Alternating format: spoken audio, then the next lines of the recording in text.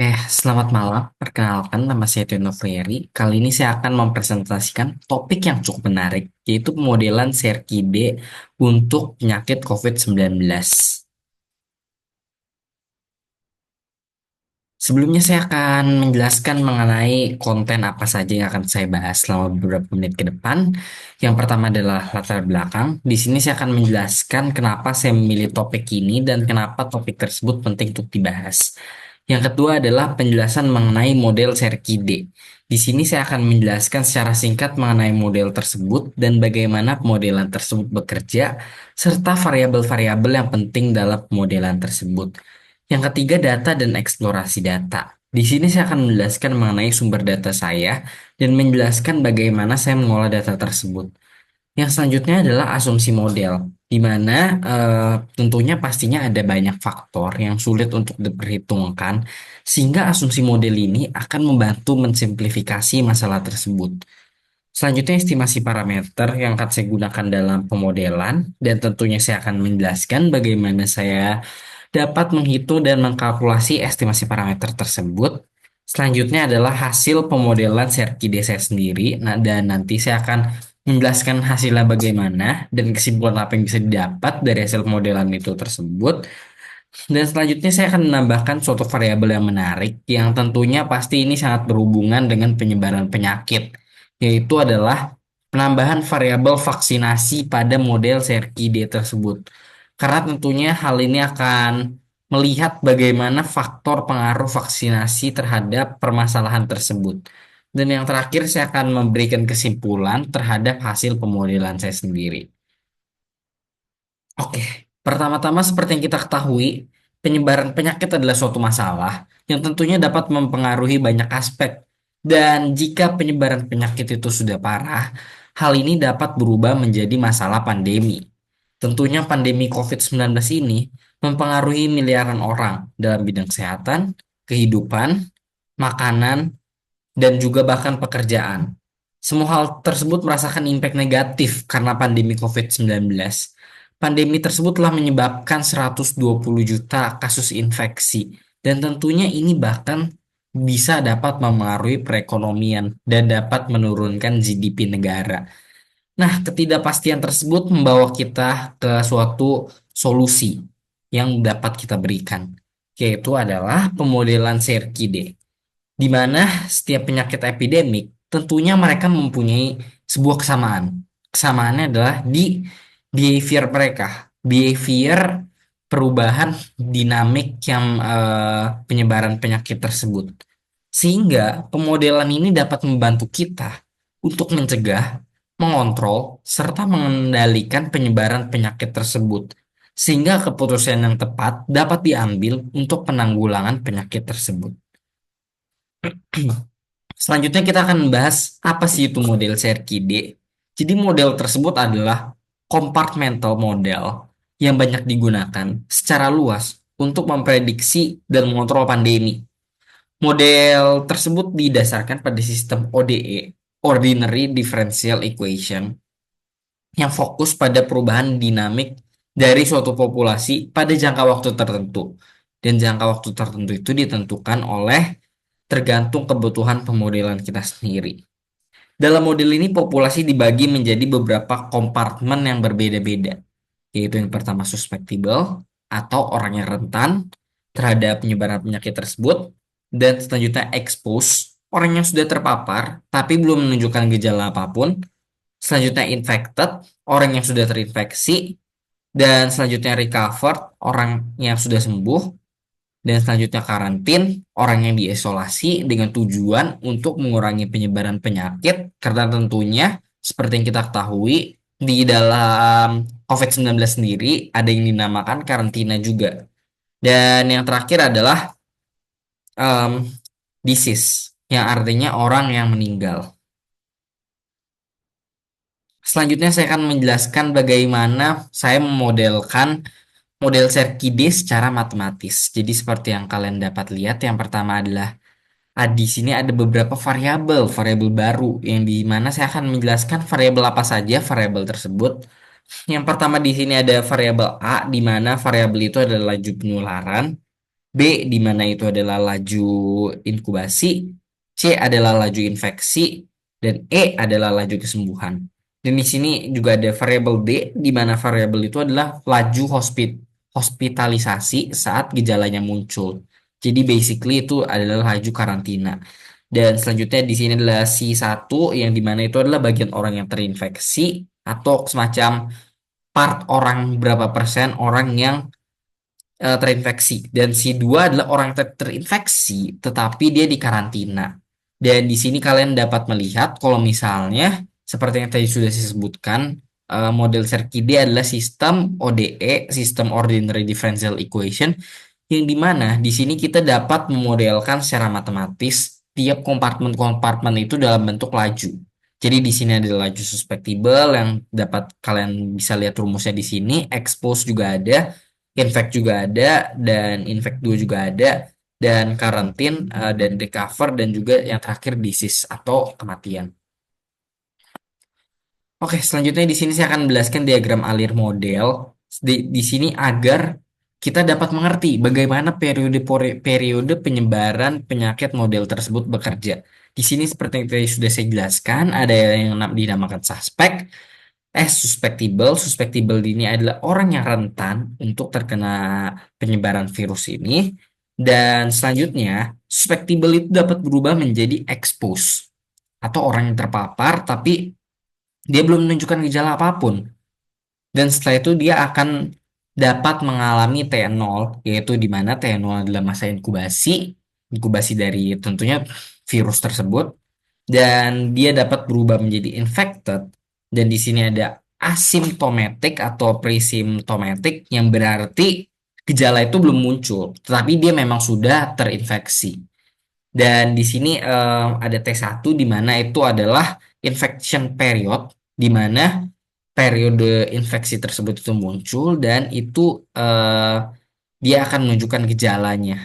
Jadi gejala yang di mana dia sudah terinfeksi.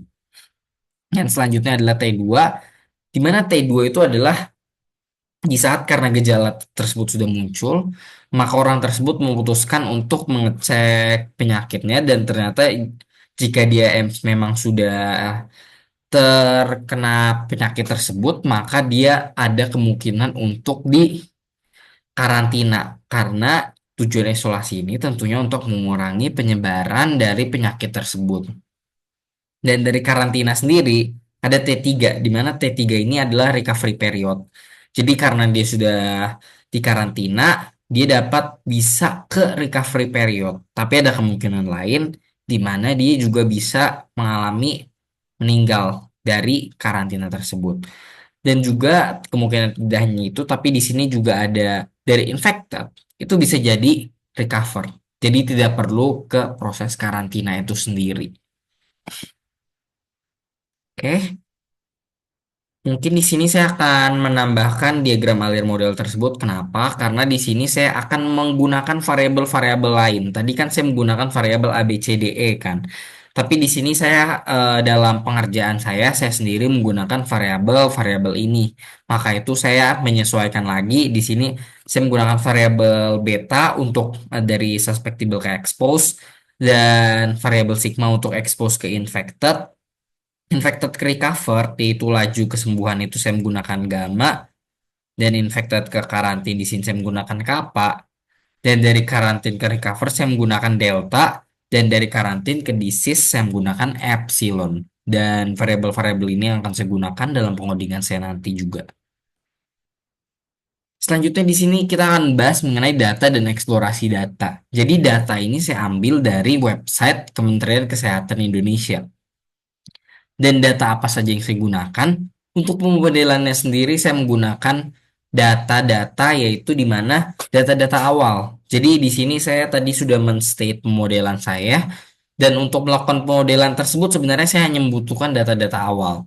Jadi di sini saya sudah menunjukkan beberapa kompartemen yang sebenarnya tadi sudah saya jelaskan. Di sini seperti yang kalian lihat, di sini ada konfirmasi positif kumulatif, tapi data itu tidak akan kita gunakan di sini. Semu kumulatif tidak akan kita gunakan. Intinya data kumulatif di sini tidak akan kita gunakan. Data yang akan kita gunakan adalah di sini. Di mana data-data ini adalah yang pertama orang diperiksa. Orang diperiksa itu di sini adalah suspectable atau orang yang rentan. Dan juga di sini adalah konfirmasi positif. Jadi ini itu per hari ya datanya diambil. Jadi per hari 22 September 2022. Maka itu analisis ini saya lakukan pada 22 September 2022 di Indonesia. Penyebaran COVID-19 yang di Indonesia saja. Dan tadi 34.000 ini merupakan suspectable. Konfirmasi positif itu merupakan orang yang infected awal. Sembuh ini merupakan recovered dan meninggal ini merupakan disease. Oke, dan suspek kumulatif di sini merupakan expose atau orang yang terpapar tapi belum menunjukkan gejalanya. Oke, selanjutnya ini adalah plot data-data real dari yaitu merupakan jumlah akumulasi orang yang terkena penyakit dan di sini dapat dilihat untuk dari bulan Mei sampai bulan September yang artinya itu sekitar 1 tahun dan 4 bulan ya. Dan ini kita dapat melihat memang ada beberapa lonjakan-lonjakan di saat-saat bulan tertentu secara real. Jadi ini adalah data real untuk plot data jumlah akumulasi dan tentunya nanti kita akan membandingkan bagaimana hasil data modeling saya secara plottingan dengan data real tersebut. Oke, jadi seperti yang tadi sudah saya sebutkan, ada beberapa faktor-faktor yang memang sangat sulit untuk diperhitungkan sehingga di sini ada beberapa asumsi yang memang kita perlukan untuk mensimplifikasi masalah tersebut. Dan yang pertama adalah populasi tertutup atau terbatas. Jadi pada analisis ini, semisal kita ambil jangka waktu 3 hari, 3 hari ya misalnya. Nah, dalam 3 hari tersebut, kita itu harus mengasumsikan populasinya itu dianggap tetap selama periode analisis kita. Dan di tetap itu maksudnya gimana? Ya, yaitu berarti ya di mana itu tidak ada kelahiran dan migrasi masuk ataupun keluar. Jadi populasi penduduk itu memang hanya dipengaruhi oleh kematian pada kasus ini. Jadi memang dapat berkurang, tapi tidak dapat bertambah seperti ada kelahiran maupun ada orang yang masuk atau keluar dalam daerah tersebut. Jadi untuk selama periode analisis kita jumlahnya itu harus tetap. Dan yang kedua, ini terkait penularan penyakit. Jadi individu yang rentan itu dapat terinfeksi melalui kontak oleh yang terinfeksi saja. Jadi di sini itu yang expose itu tidak bisa menyebarkan ke yang susceptible karena dia masih dalam masa inkubasi virus. Jadi yang hanya dapat menyebarkan virus di sini adalah yang terinfeksi saja. Begitu pula yang karantina, dia tidak bisa menyebarkan virus karena diisolasi. Dan yang selanjutnya adalah masa inkubasi, di mana ini itu diasumsikan tentunya kan masa inkubasi virus itu untuk tiap orang bisa berbeda ya secara real life. Tapi untuk mensimplifikasi masalah tersebut, di sini masa inkubasi akan kita anggap sebagai konstan untuk setiap orang. Dan selanjutnya karantina.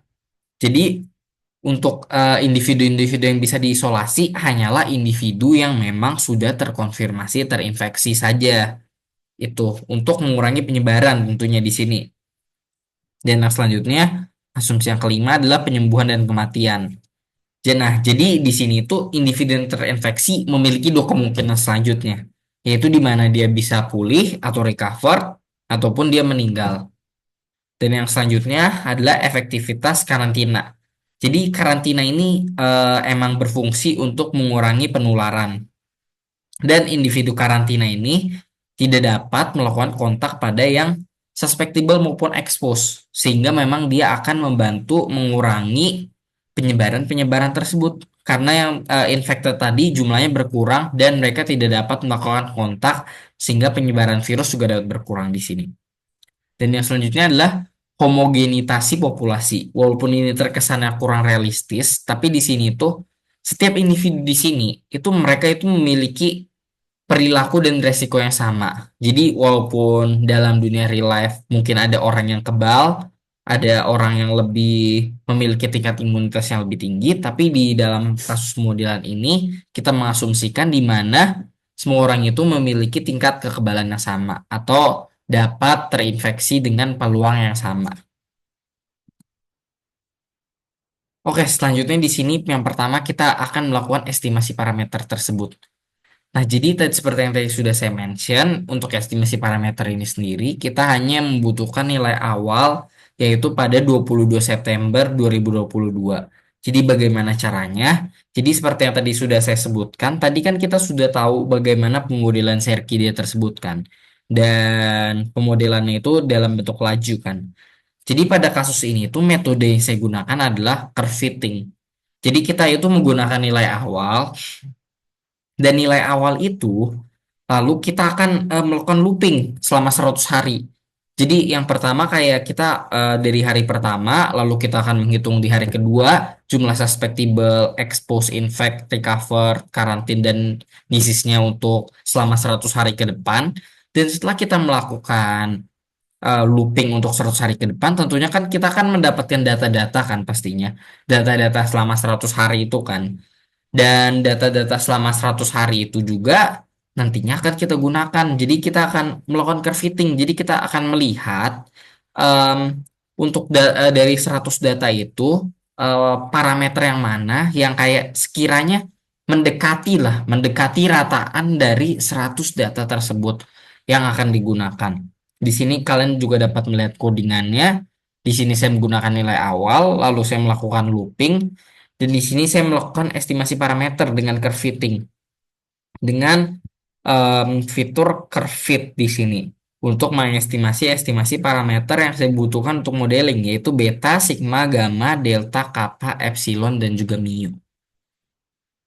Oke, dan di sini saya juga dapat menunjukkan juga seperti yang kalian lihat ini dalam 100 hari, jadi di looping 100 hari, dan juga dilihat yang paling mendekati itu curve fittingnya bagaimana, begitu. Oke, selanjutnya ini ada hasil pemodelan Serkide saya untuk codingannya sendiri. Nanti akan saya lampirkan. Tapi kebetulan saya tidak menunjukkan codingannya di sini, sehingga saya hanya menunjukkan hasilnya. Di sini kita akan melakukan perbandingan terhadap apa? Bagaimana model Serkide tersebut dalam 3 hari, 3 bulan, 3 tahun. 3 hari tentunya adalah jangka yang pendek, karena kan di sini kita menghitungnya per hari ya. Jadi 3 hari itu basically hanya 3 kalkulasi yang dilakukan, dan dapat kita lihat kalau dalam 3 hari di sini memang tidak dapat dilihat perubahan yang begitu signifikan, dan baru kita dapat melihat dalam 3 bulan ini, baru kita lihat di sini untuk disease-nya, berarti death-nya di sini dia itu akan seperti naik gitu, dan untuk suspectible-nya di sini dia akan konstan atau yang garis hijau, dan infected-nya akan menurun dalam dalam 10 hari saja dia sudah menurun. Dan juga kita dapat melihat untuk yang lainnya di sini yang karantinnya juga menurun, dan juga yang recovernya juga sempat naik tapi dia sempat konstan juga, dan yang expose-nya juga terhitung konstan. Itu untuk yang 3 bulan. Dan untuk 3 tahun dapat kita lihat di sini ya, suspectible-nya di sini konstan. Kenapa suspectible-nya di sini konstan? Karena coba kita lihat ya. Suspectible itu kan tadi kita definisikan sebagai jumlah perkalian dari yang infected dan suspectible ya. Nah, di sini tuh infectednya itu menurunnya cukup drastis di sini. Kalau kita lihat ya. Nah, karena di sini infectednya menurunnya cukup drastis, makanya suspectible ini juga tetap. Karena kan suspectible itu suspectible yang kemarin dikalikan oleh yang yang infected. Karena infectednya di sini udah berkurang drastis, makanya suspectible di sini pada kasus ini adalah konstan. Dan juga yang dapat kita lihat di sini, disease-nya atau death-nya itu berkurang di sini. Kenapa bisa berkurang? Karena yang infected-nya pun juga udah berkurang. Karena yang infected-nya juga udah berkurang, sehingga kematiannya juga akan berkurang dalam jangka waktu 3 tahun. Sehingga di sini yang meningkat justru malah si recovered-nya, dan expose-nya juga menurun. Expose-nya juga menurun. Oke. Nah, selanjutnya seperti yang tadi sudah saya sempat mention sedikit, kita akan membahas mengenai vaksinasi. Jadi, kita akan menambahkan variabel vaksinasi. Kenapa variabel vaksinasi? Karena kita ingin melihat sebenarnya gimana sih cara vaksin ini mempengaruhi mengenai mengenai pemodelan penyebaran penyakit tersebut karena kan di sini vaksinasi itu adalah sebuah strategi di mana itu sebuah langkah efektif yang dapat kita ambil untuk mengurangi penyebaran penyakit. Karena itu kita ingin melihat dampak-dampak dari variabel baru ini yaitu vaksinasi. Untuk data vaksinasi sendiri ini saya ambil dari berita, nanti saya cantumkan juga di sumber.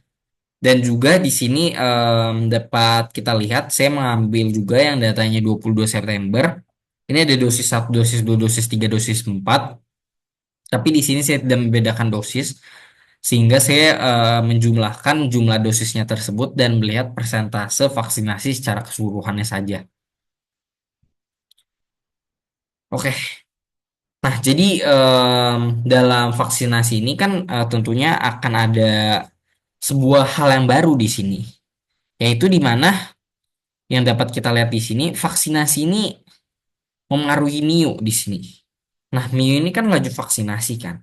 Dan NIU ini sendiri itu saya hitung dengan menganalisis data, yaitu data pada vaksinasi laju laju vaksinasi harian. Jadi saya melihat bagaimana per hari itu laju vaksinasi harian itu kira-kira berapa persen. Dan itu digunakan sebagai parameter yang akan kita gunakan untuk menambahkan variabel. Oke, jadi gimana vaksinasi itu bisa mengaruhi model kita secara baru? Jadi seperti yang kalian lihat di sini ada tambahan DS per DT. DS per DT ini dikurangi NIU kali SI. SI min 1. Jadi di sini itu vaksinasi itu dapat mengurangi jumlah orang yang rentan terhadap penyakit COVID-19 ini. Sehingga jumlah suspectible-nya kan tadi kita konstan kan tentunya. Dan itu kelihatannya kurang realistis. Karena jumlah orang rentannya masa akan konstan terus? Bener nggak? Nah, maka itu di sini vaksinasi itu akan membantu melihat perubahan jumlah orang yang rentan. Tentunya kalau orang jumlah yang rentannya berkurang, expose juga akan berkurang. Kenapa? Karena laju expose di sini kan dipengaruhi oleh jumlah suspectible juga. Sehingga jumlah expose atau orang yang terpapar juga akan berkurang. Begitu juga dengan jumlah orang yang terinfeksi di sini, jumlah orang yang terinfeksi akan berkurang karena vaksinasi ini. Dan tentunya selanjutnya juga jumlah orang yang mengalami kematian di sini akan berkurang. Kenapa? Karena kan seperti yang kita tahu tadi jumlah orang yang mengalami kematian itu karena harus dari terinfeksi dulu kan. Dan jumlah orang yang terinfeksi di sini kan sudah berkurang. Maka dari itu karena jumlah orang yang terinfeksi juga berkurang, maka jumlah kematian yang terjadi juga akan berkurang. Sehingga di sini vaksinasi memang akan membantu untuk mengurangi penyebaran penyakit dan juga menanggulangi permasalahan penyebaran pandemi COVID-19 tersebut. Oke, jadi ini adalah comparison yang di atas itu merupakan yang tadi yang sebelumnya dan yang di bawah itu merupakan yang setelah udah diberikan vaksinasi. Seperti yang tadi saya sudah sebutkan juga ya tadi sempat saya sudah sebutkan di sini tuh tadi kan jumlah suspectible-nya berkurang kan. Nah, kalau misalnya yang paling bisa kita lihat di sini perbedaannya apa? Yang pertama jumlah suspectible-nya. Coba kita lihat yang 3 tahun, karena yang 3 tahun jelas lebih jelas ya grafiknya di sini. Nah, yang 3 tahun ini coba kita lihat misalnya jumlah suspectible-nya berkurang. Habis itu di sini juga kita dapat lihat juga jumlah expose-nya juga cukup berkurang dan apa? Tentunya di sini jumlah recover-nya juga cukup oke di sini setelah vaksinasi. Maka dari itu sebenarnya vaksinasi ini juga membantu melihat model kita menjadi lebih realistis. Karena kan jumlah suspectible yang konstan itu sebenarnya kesannya agak tidak realistis ya sebenarnya. Makanya di sini dengan adanya apa? Dengan adanya vaksinasi, pemodelan kita menjadi jauh lebih realistis dan mendekati lebih ke aslinya. Selanjutnya saya akan menjelaskan mengenai comparison dari apa pemodelan data real dan pemodelan yang sudah kita lakukan. Jadi di sini ada data asli dan hasil pemodelan. Jadi ini tuh kumulatif ya guys. Jadi kayak kita bisa lihat ini kumulatif orang yang terinfeksi dan punya grafik saya hanya 3 bulan saja. Tapi kalau yang untuk ini memang data aslinya emang kita punyanya 1 tahun 4 bulan. Cuman nggak apa-apa. Cuman kalau dalam 3 bulan kita bisa lihat, memang emang di sini tuh 3 bulan itu emang awalnya itu ada lonjakan. Jadi memang di awal itu emang sangat mungkin untuk terjadi lonjakan sehingga emang kumulatif infectednya itu bisa melonjak. Dan setelah melonjak dia itu akan sempat konstan seperti akan sempat bukan konstan sih, akan naik sedikit di sini. Oke, jadi kesimpulan yang bisa kita ambil, jadi model Serkide itu menggambarkan fenomena sejumlah kompartemen yang tadi sudah saya jelaskan, susceptible, expose, infected, recover, quarantine, dan disease. Dan model ini berguna untuk melakukan prediksi beberapa waktu ke depan, agar kita dapat mengetahui bagaimana keputusan yang tepat yang dapat diambil untuk mengurangi penyebaran penyakit. Dan dapat dilihat juga tadi dengan strategi vaksinasi, dengan menambahkan variabel vaksinasi, itu memang secara real memang mengurangi jumlah susceptible dan mengurangi jumlah penyebaran virus. Dan resiko pandemi itu seperti yang kita lihat memang tadi banyak faktor ketidakpastian. Sehingga pemodelan ini tuh membantu kita untuk mengatasi ketidakpastian yang terjadi. Karena ketidakpastian itu kan pastinya akan menyebabkan banyak dampak negatif ya. Dan akan sangat mempengaruhi beberapa aspek. Nah, maka dari itu pemodelan tersebut akan membantu kita untuk dapat mengambil kesimpulan bagaimana bagaimana cara kita dapat menanggulangi suatu masalah penyebaran COVID. Selanjutnya ini berikut adalah beberapa sumber yang saya gunakan. Seperti yang tadi sudah saya mention sedikit, saya mengambil dari data Kementerian Kesehatan juga.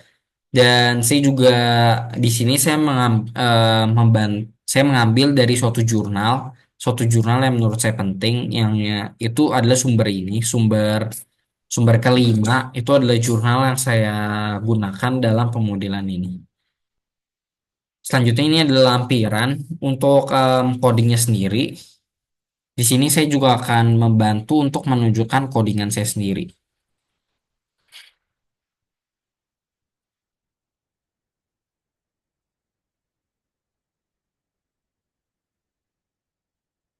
Di sini juga kita akan melihat bagaimana saya melakukan codingnya itu sendiri.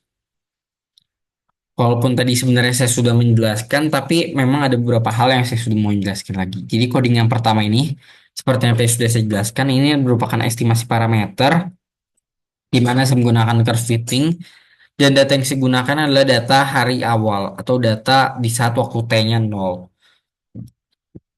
Dan setelah itu dilakukan looping selama 100 hari dan juga dilakukan curve fitting untuk mengestimasi parameter-parameternya. Itu untuk codingan yang pertama. Dan selanjutnya untuk codingan yang kedua di sini saya kan tadi sudah mendapatkan parameter-parameter yang saya butuhkan kan. Sehingga parameter-parameter itu saya gunakan untuk melakukan pemodelan Serkide. Jadi untuk membantu saya menggambar grafik tersebut dalam 3 hari, 3 bulan, dan 3 tahun.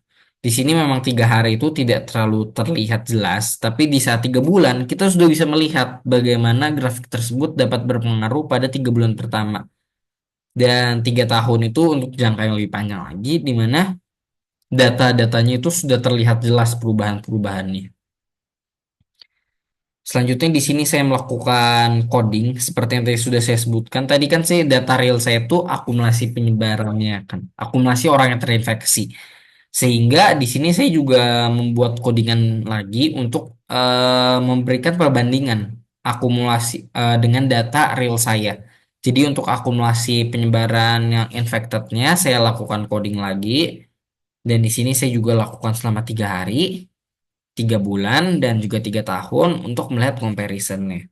Dapat dilihat untuk memang di saat-saat awal itu lonjakannya sangat tinggi sekali. Tapi jumlah accumulated infectednya itu di saat itu kan kumulatif. Ini namanya kumulatif ya. Berarti kan dia tidak akan mungkin turun ya. Jadi di sini em, walaupun di awal-awal memang dia sempat melonjak, tapi kan dia akan tetap naik. Tapi naiknya itu dengan laju yang lebih lambat. Jadi memang secara real pada penyebaran virus itu sendiri. Jadi memang saat di awal-awal masa pandemi itu lonjakan itu memang bisa sangat tinggi sekali. Tapi setelah beberapa waktu itu penyebaran kumulatif infected virusnya itu dapat lajunya tidak akan sekencang seperti yang di awal-awal tersebut. Lalu ini untuk beberapa data akumulatif yang saya ambil dan di sini saya ambil dari sumber API dan ya selanjutnya ini codingannya sebenarnya sama seperti sebelumnya, cuman ditambahkan oleh term vaksinasi di mana yang ini memengaruhi jumlah susceptible. Jadi vaksinasi ini membantu mengurangi jumlah orang yang rentan sehingga membuat model kita menjadi jauh lebih realistis. Memang kesannya untuk yang apa vaksinasi ini dapat memengaruhi beberapa hal. Tapi vaksinasi ini tentunya dapat membantu untuk mengurangi penyebaran virus karena jumlah susceptible orang yang rentan pun juga akan berkurang pada kasus ini. Oke, mungkin untuk codingannya sekian dulu saya jelaskan dan juga terima kasih telah mendengarkan dan juga mohon maaf jika misalnya saya ada kesalahan dalam penyampaian materi dan terima kasih.